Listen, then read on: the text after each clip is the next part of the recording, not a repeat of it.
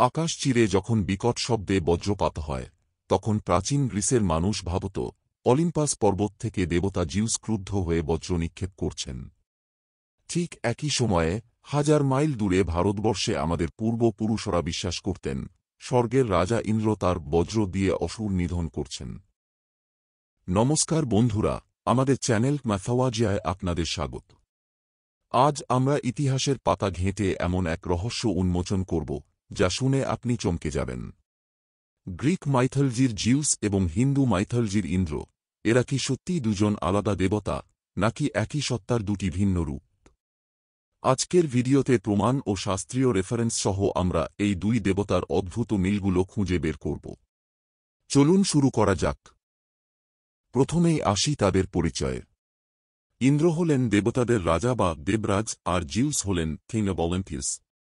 দুজনেরই প্রধান কাজ আকাশ, বৃষ্টি এবং বজ্র নিয়ন্ত্রণ করা। কিন্তু সবচেয়ে বড় মিল হল তাদের অস্ত্রে। বেদে ইন্দ্রের অস্ত্রকে বলা হয়েছে বজ্র।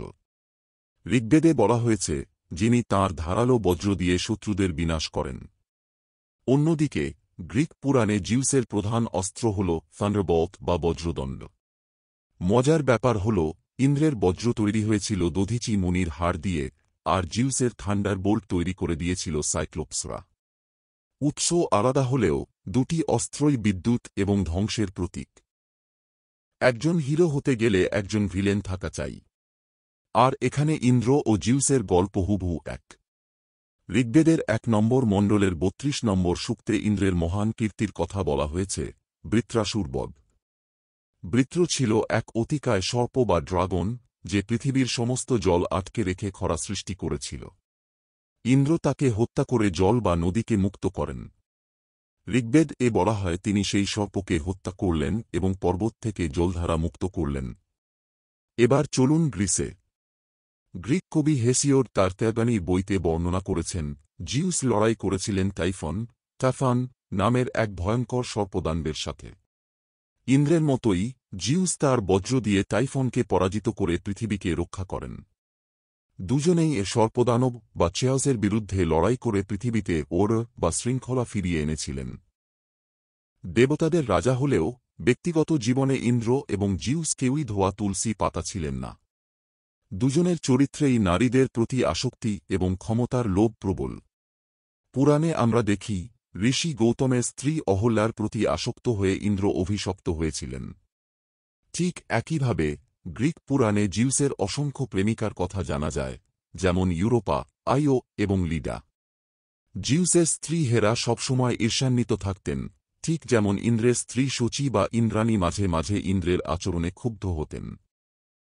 আমরা দেখলাম দুজনেই স্বর্গের রাজা।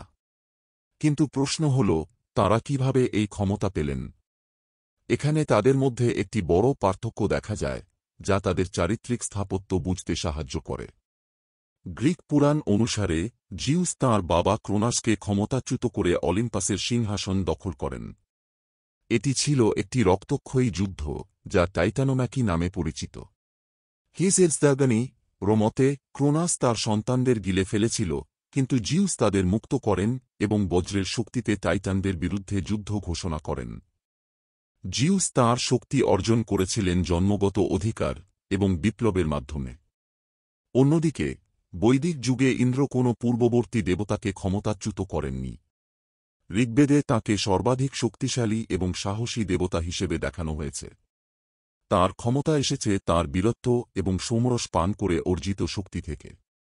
ঋগ্বেদ 10.483 মতে আমি সব জগতের স্রষ্টা এবং আমিই দেবতাদের বজ্র ধারণ করি।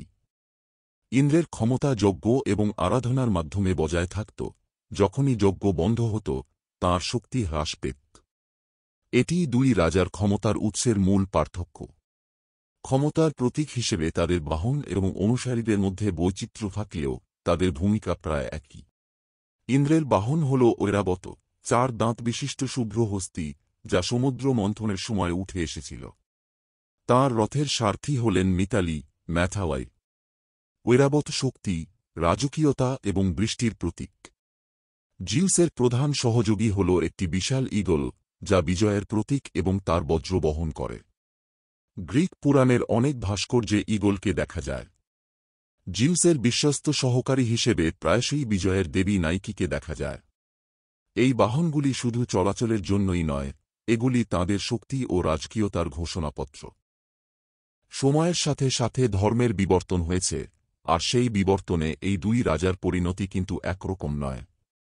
প্রথম দিকে বৈদিক দেবতা হলেও পরবর্তীকালে পুরাণে এসে ইন্দ্রের গুরুত্ব কমতে শুরু করে। তিনি প্রায়শই দানবদের কাছে পরাজিত হন এবং ব্রহ্মা, বিষ্ণু, শিব এই ত্রিমূর্তির অধীনে একজন অভিভাবক দেবতা হিসেবে স্থান পান। উদাহরণ: শ্রীকৃষ্ণের গোবর্ধন লীলা। যখন শ্রীকৃষ্ণ গোবর্ধন পর্বতকে ধারণ করে ইন্দ্রের অহংকার ভেঙে দিয়েছিলেন, তখন থেকেই ইন্দ্রের সর্বশ্রেষ্ঠ রাজার মর্যাদা কমে যায়। অন্যদিকে জিউস কিন্তু গ্রিক ধর্ম যতদিন ছিল, ততদিন অলিম্পাসের অবিসংবাদিত রাজা ছিলেন। জিউসকে হারানো বা তাঁর ক্ষমতা কেড়ে নেওয়ার মতো কোনো শক্তিশালী দেবতা গ্রিক প্যান্থিয়নে আসেনি। তাঁর প্রভাব কমে আসে একমাত্র খ্রিস্টধর্মের উত্থানের সাথে সাথে। এই তুলনামূলক বিশ্লেষণ এটাই প্রমাণ করে যে দেবতারাও আসলে সময়ের সাথে সাথে বদলান। কিন্তু এখন প্রশ্ন হল, কেন এত মিল? ভারত এবং গ্রিস দুটি ভিন্ন দেশ, ভিন্ন ভাষা। তাহলে কি এটা কাকতালীয়? নৃবিজ্ঞানীরা বলছেন, না। এর উত্তর লুকিয়ে আছে প্রটো-ইন্দো ইউরোপিয়ান বা আদিম ইন্দো ইউরোপীয় সভ্যতায়। হাজার হাজার বছর আগে, যখন আর্যরা মধ্য এশিয়ায় বসবাস করত, তখন তাদের প্রধান আকাশ দেবতা ছিলেন তেইসপটর। এই মানুষেরা যখন ভারতে এল, তখন তেইসপটর সংস্কৃতে হয়ে গেল দৌস পিতা, যার বৈশিষ্ট্যগুলো পরে ইন্দ্রের মধ্যে চলে আসে। আর যারা ইউরোপের দিকে গেল, তাদের ভাষায় এই ডাইউস শব্দটি পরিবর্তিত হয়ে হল গ্রিক জিউস এবং ল্যাটিন জুপিটার। অর্থাৎ ইন্দ্র এবং জিউস দুজন আসলে ইতিহাসের হারিয়ে যাওয়া সেই একই আদিপিতার দুই সন্তান। তো বন্ধুরা, ইন্দ্র বনাম জিউস, এই লড়াইয়ে আপনি কাকে এগিয়ে রাখবেন? নিচে কমেন্ট করে জানান। ভিডিওটি ভালো লাগলে লাইক করুন এবং ভারতীয় ও বিশ্ব পুরাণের এমন সব অজানা রহস্য জানতে মাথাওয়াগিয়ে চ্যানেলটি সাবস্ক্রাইব করে বেল আইকনটি প্রেস করুন। দেখা হচ্ছে পরের ভিডিওতে, ততক্ষণ ভালো থাকুন।